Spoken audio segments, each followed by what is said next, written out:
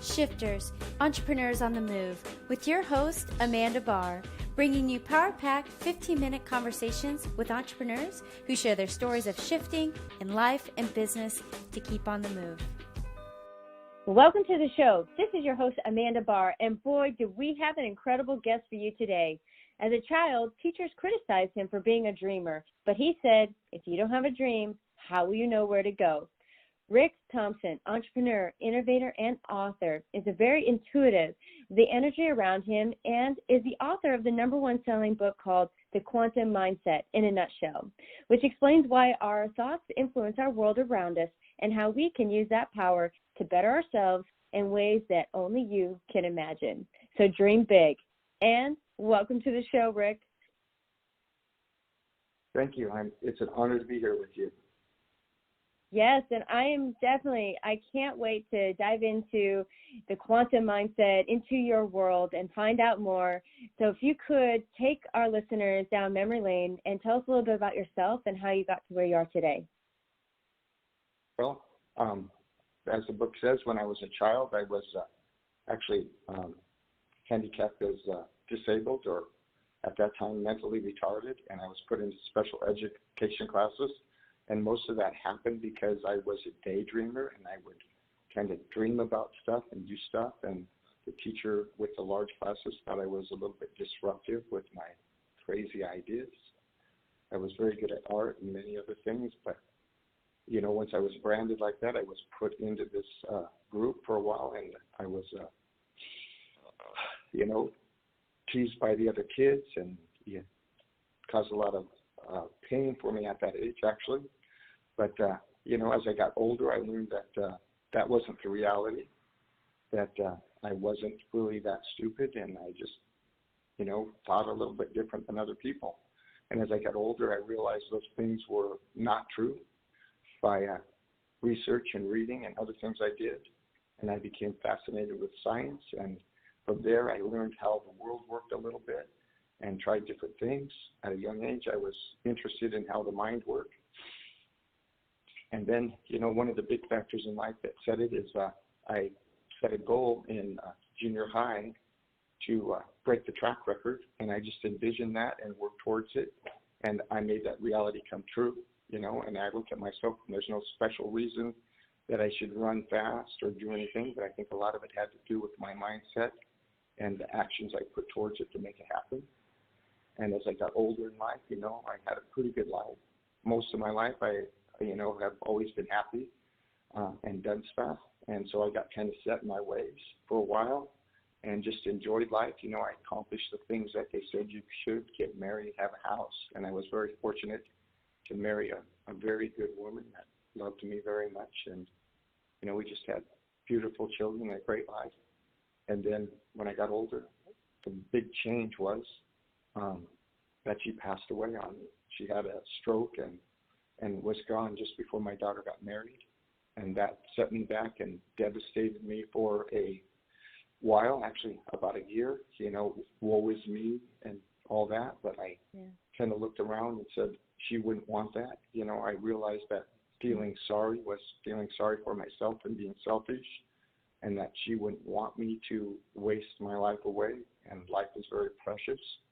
So I went out and studied and learned more things, and I found out that what you focus on and how it works through different events. I ran around with Tony Robbins and other people and learned that, we really can change our lives, and how much I had held myself back by not believing I was worth it. And finally, I heard a story that I really liked. It was called The Golden Box, that it says that a guy gets old and he passes away, and he goes to heaven, and with him is this giant golden box.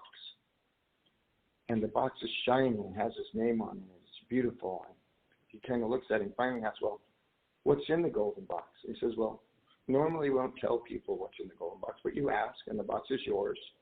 And when he lifted it up, in it was all the gifts that God wanted me to have that he didn't accept. And I came to realize through that story that, from my opinion, God gives us, or the world, or whatever you believe, gives us everything. And the only thing that stops us from receiving those gifts is accepting them. And once I kind of realized that all I had to do was accept and have a good positive attitude, that the world seemed to just bless me every day after that. Tremendous things happened. I had a company and projects, tremendously large projects I thought I'd never have just came to me, and everything that needed to happen to make them work happened. And it just went the right way when I started realizing that I'm worthy and I had a positive mindset. So it made me research it and write this book, because in the end, I would like people to find in the beginning of their life or sooner, because it took me a long time to learn this, how much control they have over making their life great, and how really easy it is. To be honest, that's one of the hard things to accept, is it's not very hard if you just have the positive mindset and work towards it to make your life a beautiful thing for you. And by making others' lives better, it makes the world better. And I would love to see that for everybody. Yeah. Wow. I mean, I'm smiling. Thank you for sharing all that. I mean, there's so many different aspects to your life, and inspirational from a childhood, going and accomplishing things, and you know, definitely condolences to your beautiful wife. She sounds incredible, and I'm sure she's smiling down as you're doing great work for people and writing this book. And I mean, now and where you're at, one thing, your book is called The Quantum Mindset. And for me, you know, it came up like, what does that actually mean? Like the word quantum, like when we see that, you know, maybe you can share a little bit from your perspective. What does that actually mean, quantum mindset? Well, to me, the quantum mindset, first of all, if you look at quantum, it's really small things, but quantum mindset comes from the quantum physics, and quantum physics tells how particles and stuff are really waves until they're observed. So our thoughts go out into the world and actually create what's around us. Everything really is a wave, but it changes when it's observed. So through quantum physics, we're realizing that there's a possibility for something in a wave as it travels through the universe, and our focus on it makes it become what it is. So we have choice. To me, we have a choice, because as we look around, everything's really a possibility within a wavelength, and until we focus on it, it doesn't become exactly what it is. And by how we focus on it is how we can control our life to a degree. If we focus on the right things, that wave becomes something that we're more focused on instead of something else. So through quantum physics, we're learning these things are true, and that, you know, through experiments like the frozen water crystals, where they take water and they bless it and then they freeze it and look at it under an electronic microscope, you get these beautiful crystals, and it looks very pleasing and it's gorgeous. And if you do the same thing with water and you put negative stuff on it and you freeze it and look at it, and it looks like distorted and mutated, you know, objects. And so we have these proofs in life that our thoughts are really affecting the world around us. So that brings us to the quantum physics, which is quantum mindset is really a infinite way of thinking. We got to realize that there isn't really a limit in any direction. You know, there's an unlimited past, an unlimited future, an unlimited up, an unlimited down. And when we put ourselves in a box and limit ourselves is when we're really, you know, holding ourselves back. There is no limit. And that's a quantum mindset thinking. Wow, that's incredible. And thank you for sharing that experiment. I mean, it's fascinating to think of how strong and how powerful our thoughts are. And to be able to see it, I think, helps you believe more that, wow, we can really create and do things with what we're doing. I would like to know, you know, you kind of mentioned it on what's holding us back from the quantum mindset, but how easy is it to shift ourselves forward? So if we have unlimited thinking, and those that might be listening today say, well, that all sounds great, but I'm here. How am I going to get to there? So how simple is it? You know, when you do things like that, to me, it's perspective. You know, it's simple if you can get there, and it's hard until you don't. So if you don't know, it's really hard, and when you do know, it becomes really easy. And that's really what we're talking about. You just have to have the knowledge and the belief. If you have That's why the book with the science behind it. Because if you have the belief and a little bit of knowledge, then it becomes very easy. And that's what we're trying to establish first, is that belief and knowledge, so you can easily go there. And then you just have to go through your rules and kind of see what your subconscious mind is throwing out at the universe all the time. Because from the ages of 1 to 7, we're given most of our rules that we live by.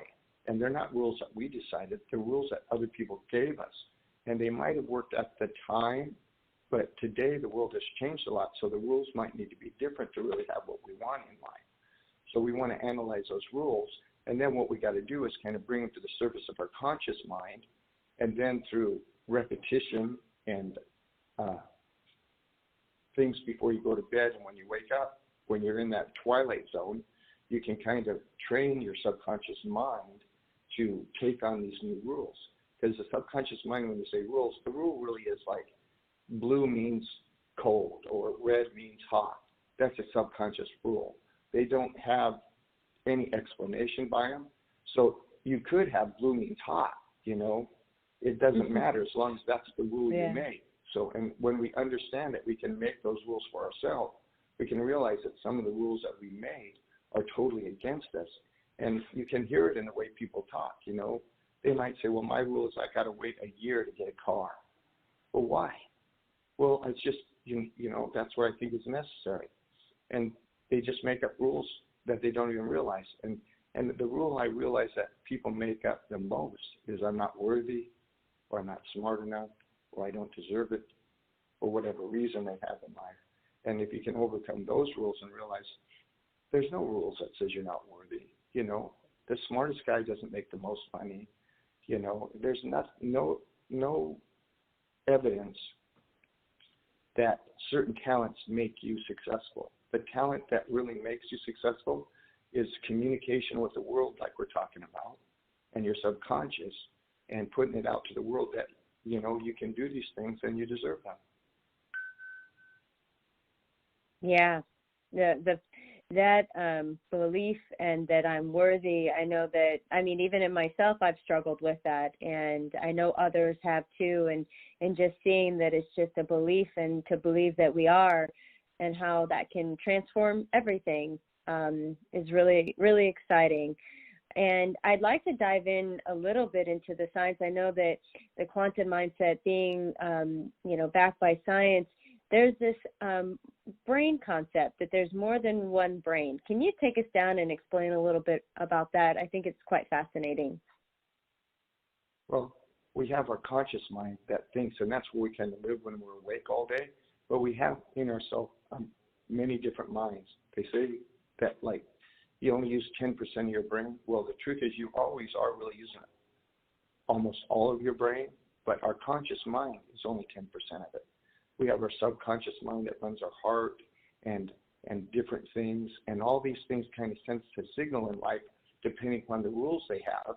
And again, their rules aren't like logic. It doesn't have to make any sense.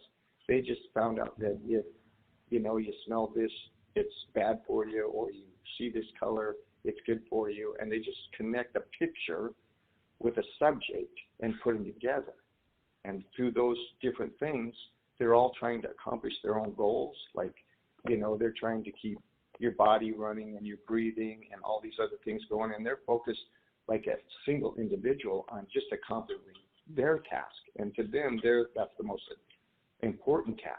And so it could be out of alignment with what they believe, with what you're thinking. And so what you want to do is find out how you kind of feel in your gut, to say that gut feeling, and go through your rules and how they make you feel, and see if they're really good for you or bad for you, and get these guys all in alignment. There's one experiment that I see that really kind of shows how this works, but it's, on the opposite side is the Iceman has this technique where he breathes and holds his breath, and he hyperventilates so he has plenty of food in his body, and then he holds his breath so long. And what happens to me is when you hold your breath long enough, all of your brains go, whoa, there's something wrong here, we might die. We're going to all work together now to make sure we live. And it brings them all in alignment so he can perform like miracles, swim underwater for a long time, hold his breath, and do things, because now all of those thinking minds in his head are working together to survive. And they just naturally come together under that critical situation, and he can do great things. We can train them through practice and stuff to be on the same page, to do those kind of things in different stages. But if they don't have a reason to come together, or they don't think alike, then they fight each other. And the thing you're looking for in the quantum mind is have total alignment with all the energy waves. When all the energy from your body and the things that you're trying to accomplish align in harmony, they actually amplify each other, and then you get the results you're looking for. Wow.